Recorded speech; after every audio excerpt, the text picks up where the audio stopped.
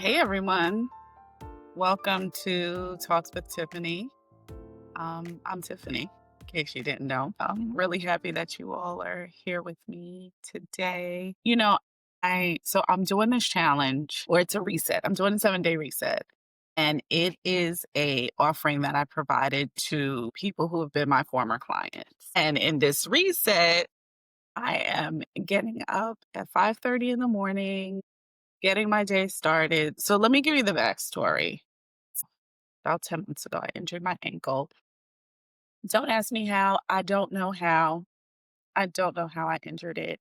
It was hurting. I kept on walking on it. I didn't stop and it continued to hurt. So here we are. I found out that I had a torn tendon and the doctor put me in a boot in about 4 months ago. I've been wearing the boot. I wore it for 2 months, and then he told me that I could reduce the time that I'm wearing it. So I really wear it right now to commute back and forth to work. Anyway, the first issue is that when the injury occurred, it was just getting winter was just starting. So since I was injured, that gave me all the more reason to sit home, to eat all the good foods. I was making so much stuff. I'm one of those people, I will hibernate. I will hibernate in the winter. I still like to do things, but I love to be at home as much as I love to go out. And I would stay home on the weekends. I'd be baking breads and making soups and stews and cookies all the things because I really couldn't be out on my ankle as much as I typically would be. So your girl hibernated, and I definitely picked up some hibernation pounds because I wasn't walking. I typically walk at least a couple of miles every day. I haven't been walking. I haven't been working out, and the pounds have. Look at what is this? Look at this. What is this? Why? Why? Okay. So the pounds have come on, and I'm like, "Oh, now that this boot is off, I have to get it. I have to get back together. I gotta get it snatched. I gotta get it tight. I gotta get myself together." So, as a part of this 7-day reset, I've committed to waking up at 5:30 in the morning to get on the treadmill. Now, listen, I can't do anything crazy yet, but I'm starting off slowly. But the most important thing for me is to get back into the practice. So, I'm typically an early riser. So, 5:30 is not a big deal for me. Waking up at that time is not a big deal. Waking up and getting to the gym, a little bit different, a little bit different. So, that's what I've been working on. And, I wanted to talk to you about recovering from an injury. It is not easy. It is not easy. And I know there's some people who are recovering from illness, who are recovering from injury. So right now, I'm on my journey of recovering from an injury. And I've not had an injury like this in quite a while, It's funny. I was thinking back, 'cause people keep asking, have you ever been injured like this? Have you ever broken your ankle? So I never broke a foot. I never broke a foot or an arm or anything like that. But I will tell you something, two things that I did break. I broke my femur. I had a fracture to my femur. Now, if you know what the femur is, it's the thigh bone. It's basically the largest bone in your body, the largest bone in your body. So I broke my femur. And that was another injury that I think it must have been like a stress factor. So, like, maybe something happened and it just got worse and worse over time. And this is years ago. This is years ago. My leg was bothering me for a while, but I kept going, right? Because as women, we just keep going, kept going, kept going. I kept going. I remember being out shopping with my mom and my sister, and we had gone out at this time, I was a stay at home wife. I was a stay at home wife. We had gone out to either Woodbury or Riverhead. I think Riverhead. We had gone out to Riverhead. We went shopping. We spent the day. We would typically do this once every season, like early December. We would usually do it early December, late November, early December. Anyway, we go shopping, and as the day is going on, my leg is getting progressively worse until till I was at the point that I had to drive from store to store. So if you know Riverhead outlets, you can walk, it's outdoors, but I was like, I can't walk. I have to drive to the store. So, but I didn't think it was a big deal. So I'm limping. We finish up shopping. I'm still limping. We go to dinner. I'm still limping. Let's say that was a Friday. Saturday, we were going to have a fight night. There was a fight coming on. And so I was married at the time, and my ex's friends were coming over. I had friends coming over. Some of his work colleagues were coming over. And so but I was committed though. We already said we were hosting fight night. So leg hurts, but I'm gonna work it out. We had a bunch of people over and we had a great time watching the fight. His coworkers came over and my friends were there. It was a great night. We had so much fun. I need to look up what fight that was. I feel like it was Manny Pacquiao, but I'm not sure. So if I'm saying that, I'm definitely dating myself. I'm definitely dating myself. Fight night goes great. The next morning, typically he would wake up early to go to work, and he was a paramedic, and he is a paramedic. He wakes up early to go to work. So he's out of the house like 5 o'clock, maybe 6 o'clock in the morning. I was in bed. It was a Sunday. So I slept in, I slept in later, sleeping, time to wake up. I wake up, I go to get out of the bed, boom, I fall on the floor. I fell on the floor. I was saying yes, and my leg was like, girl, no. My leg said, girl, no, not today. My leg said, we're done. We're done. I couldn't move my leg. I was in such excruciating, when I tell you pain, like, the pain rocketed through my body. I was like, "My gosh, I'm in so much pain." Anyway, I get myself over to the phone just barely. I was right by the bed. I called him up. I'm like, "Listen, my leg is really, really bothering me. I don't know what it is." He's like, "Okay, I'm gonna call." He's like, "Call the ambulance and I'll put out the word so that they know that they know that it's one of us or, a family member." So he puts out the word, the door, I barely pull on, I can barely, like, pull on pants at this point. I barely pull on some pants. I brush my teeth, I pull my hair back, grab my bag, and I'm, like, crawling on the floor to do this, but you don't even wanna know what putting on the pants looked like. It looked crazy. It was terrible. It was terrible. So, I open up the door, and who comes in but one of the paramedic friends that was there last night. I'm horrified.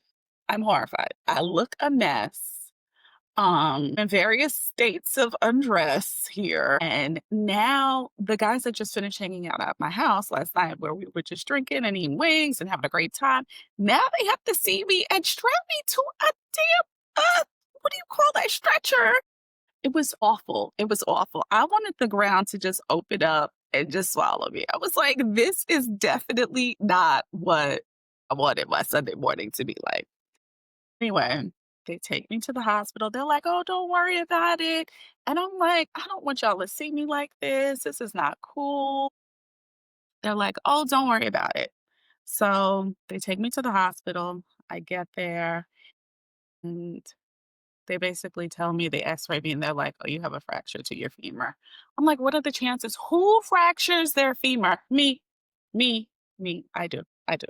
I'm the one person that fractures her femur. So I fractured my femur and they put you into, like, I guess it's something like traction. So you're laying on the bed and your leg is up in a sling thing, and you can't move. You can't move. So that means that I'm there at the hospital where, all of these people that I know are coming in and out because they heard that I'm in the hospital and they're dropping their patients off. They're also paramedics and they're dropping their patients off. And they're like, oh, such and such, Tiffany's up in room, whatever. Let's go check on her. Not fun, not fun. Finally, I did get home and it was a road to recovery. It was a road to recovery. I had to keep the only way to really keep that bone or to really heal that bone is to stay still. Cause I mean, It's your femur, so I couldn't walk, and it's not like it could be casted or anything like that. It wasn't a fun situation. Yeah, so I've had injuries. I've had injuries before, so I know what it's like to recover, but that was years ago. So the recovery is not it's not the same. The comeback is not the same. That's why I have such high respect and high regard for people who get injured or have an illness, or that's why this podcast is such a big deal to me, why it's so important, because recovering from something at this age is different. It's next level different. So I don't know what this process is going to look like with me and my leg, my ankle, and losing this weight. I'll say this: I've started working out a few weeks ago. Like walking on the treadmill. Changed up my diet. I'm already down 6 pounds, but your girl has a way to go. I have a way to go, and I just got to get it. I just got to stay. I just got to stay committed. Have to stay committed. Like recovery is not the same for anything. I think back to when I was younger and I would go hang out and have a great time. And the next day I'd be fine. I'd be at work 8:30, 9 o'clock at my desk, ready to go. Those days are over. Those days are over. So I don't do the things that I used to do, mainly because the recovery's just not the same.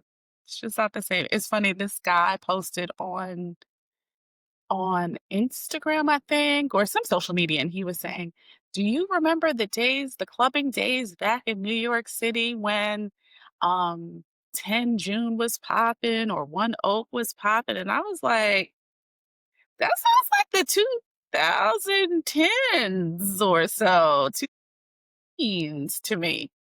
And he's going on and on. And I'm like, man, no. Do you remember the real clubbing days? And I'm sure someone else older than me is going to say, no, no, no, those weren't the real clubbing days.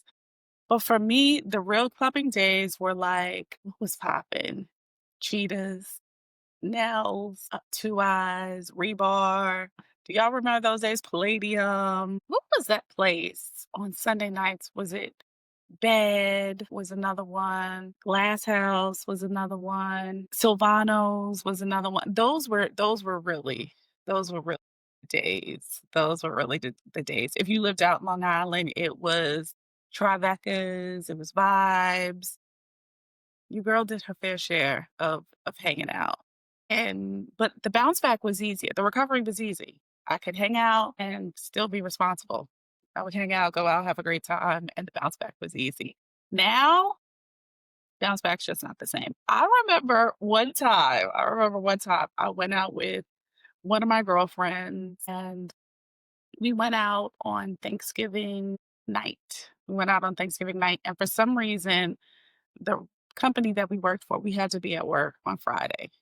Like, they had a limited staff, and her and I were part of the limited staff that had to be at work on Friday. After Thanksgiving dinner, we went out, hung out all, went home, changed clothes, had some of her mom's sweet potato pie for breakfast with a cup of coffee, and went right to work. The bounce back was fine, and I was at work, especially on a Friday. I don't know about you all. I'm good on a Friday. I can go to work on a Friday because I know the weekend is coming, so I'm fine. I know some people dread going to work on Fridays, but I'm like, "Oh, it's Friday. This is easy. I can sail through. I can sail through today." But the recovery was so easy. Now, if I have more than a couple of drinks, I can barely get out of bed because I have, like, a headache. I mean, a hangover, and I don't like having a hangover, so I'm not that person. I'm not partying that hard to have a hangover. As I was saying, recovery is just not the same. It's just not what it once was, and so I'm interested to see how this process goes. I wanna see what happens. One of the things that I've been doing is that I have been cutting down on the amount of salt. Say a prayer. Say a prayer for me. I love some salt. I love some salt. And it's problematic. It's problematic. We should not have so much salt in our food. And there's already so much salt in our food. There's so much sodium. So I have been cutting down. on salt, my salt intake, my sugar intake, my dairy intake, and it's really, really helping. So I'm definitely reducing the inflammation in my body, which is nice. I have a friend. I was at a conference this past weekend, and one of my girlfriends that I was with, my girlfriend Elaine, I'm going to have her on as a guest, and she is going to talk to us about all things health and wellness.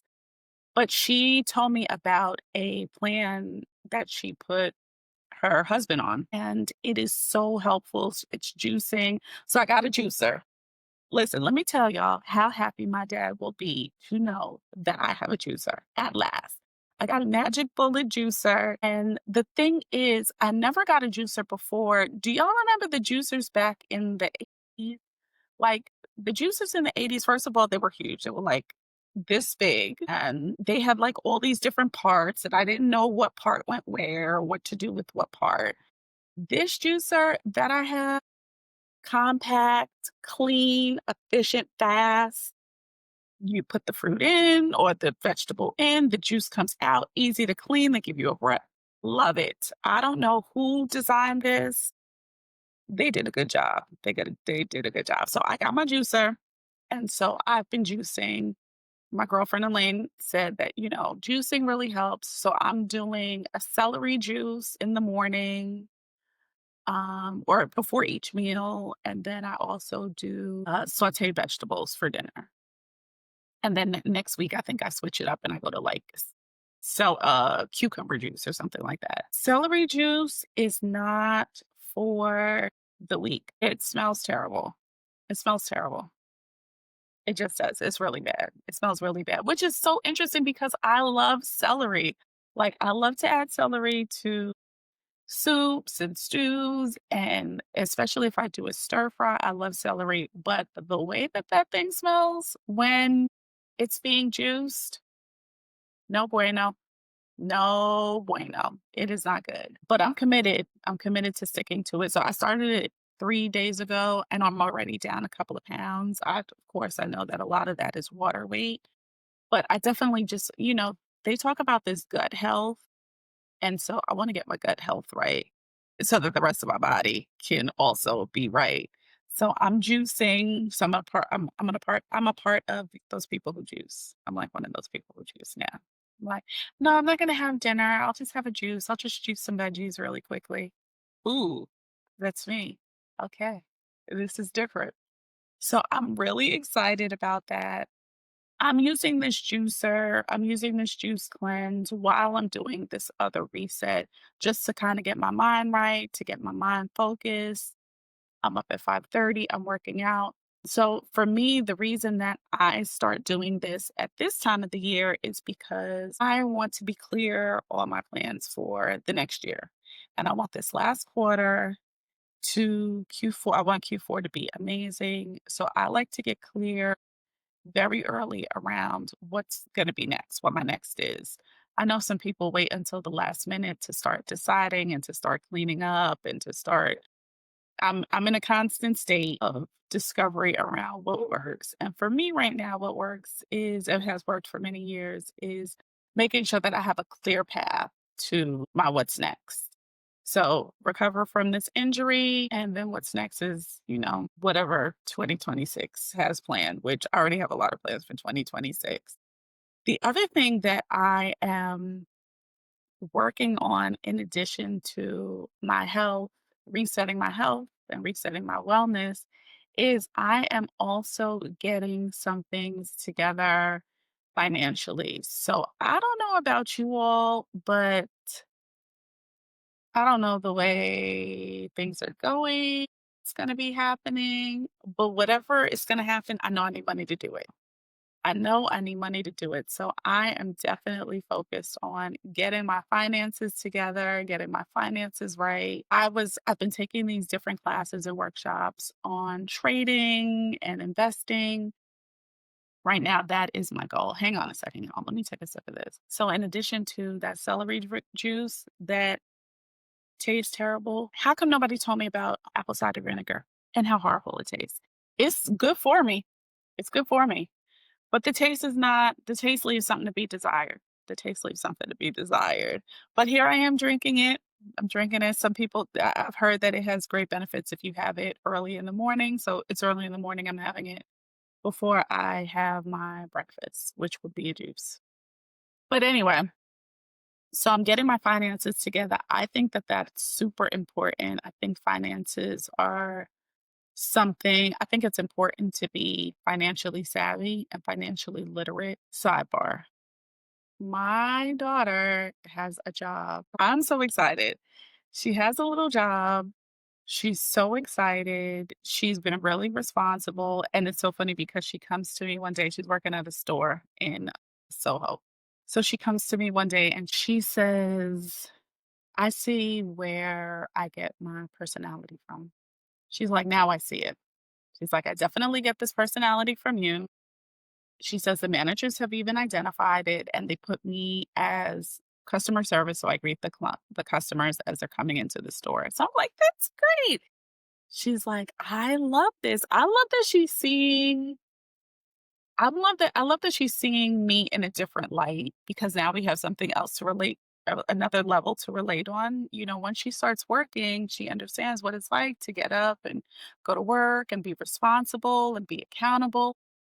And I love that she's seeing this. I love that she really recognized, mommy, your personality. This is why this works. This is why you do these things. This is why you're good with people.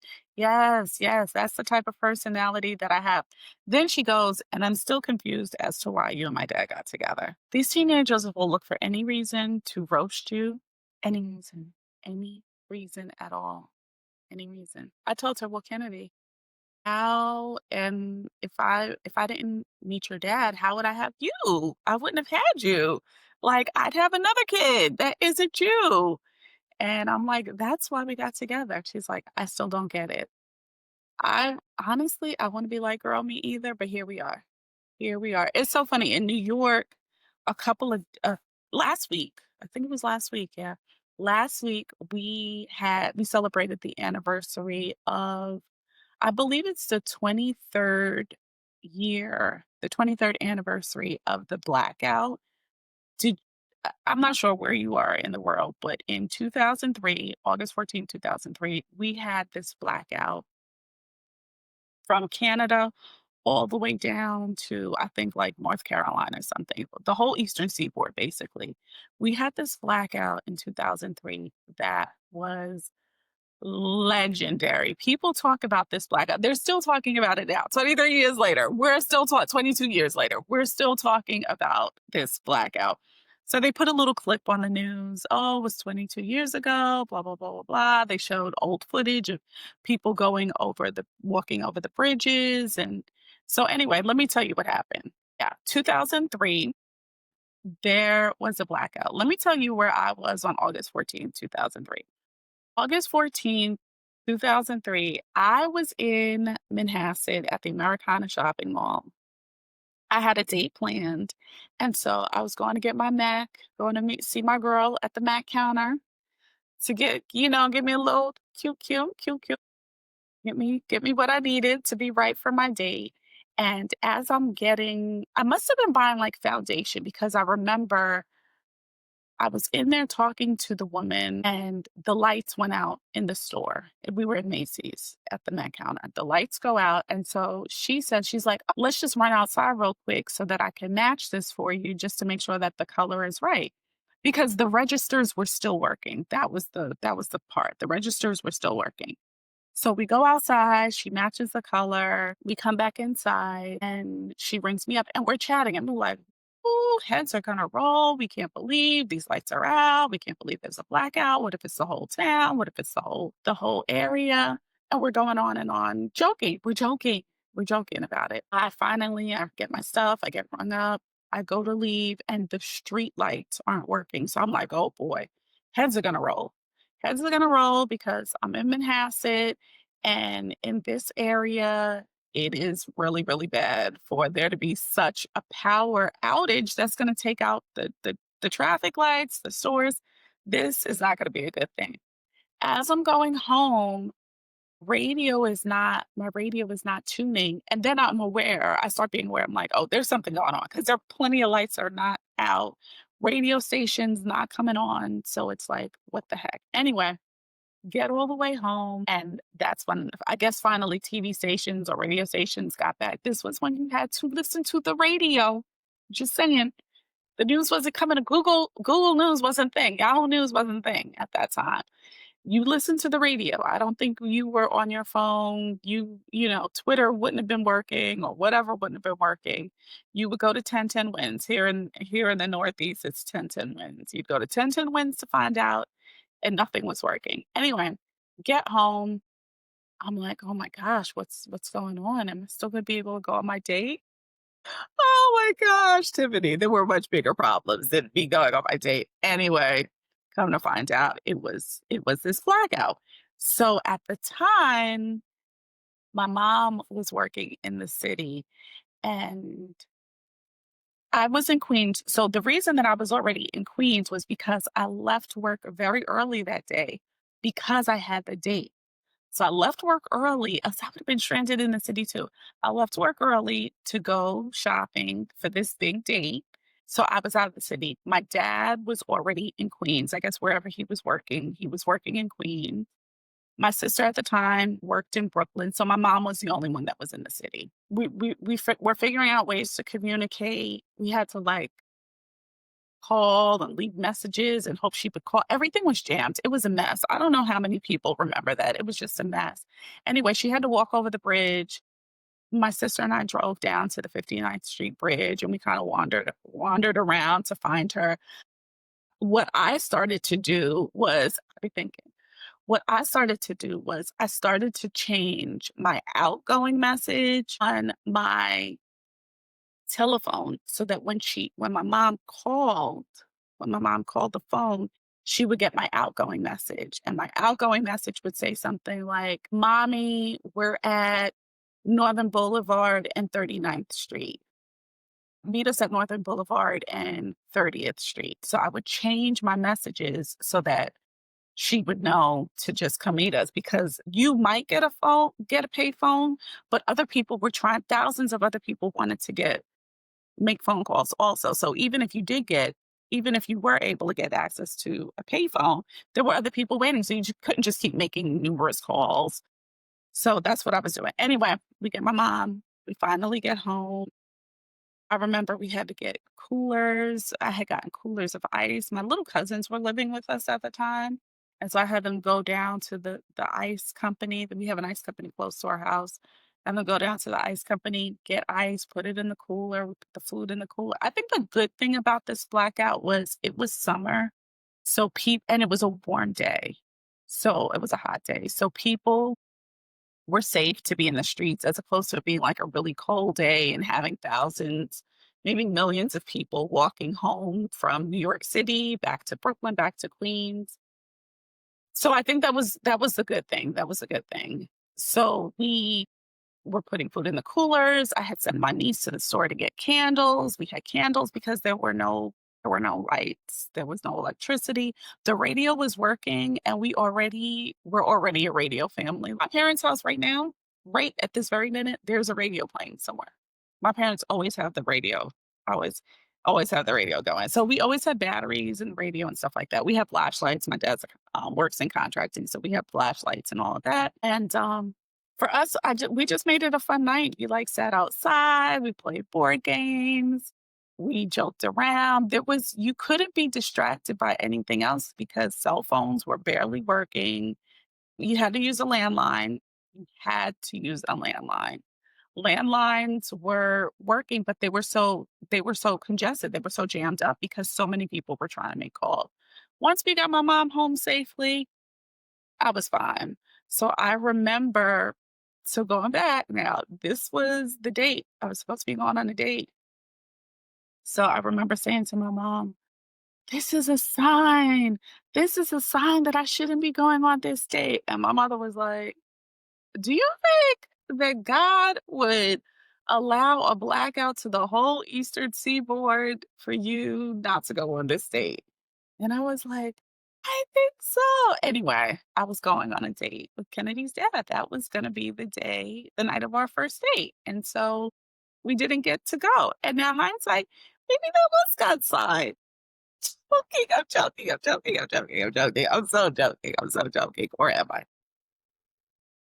Anyway, we didn't get to go out that night, and we went out a couple of days later, and that blackout was something that was historic. That's classic New York. People had to sleep on park benches, some people couldn't get home. But when I tell you, I was so glad when my mama got home, I was really happy.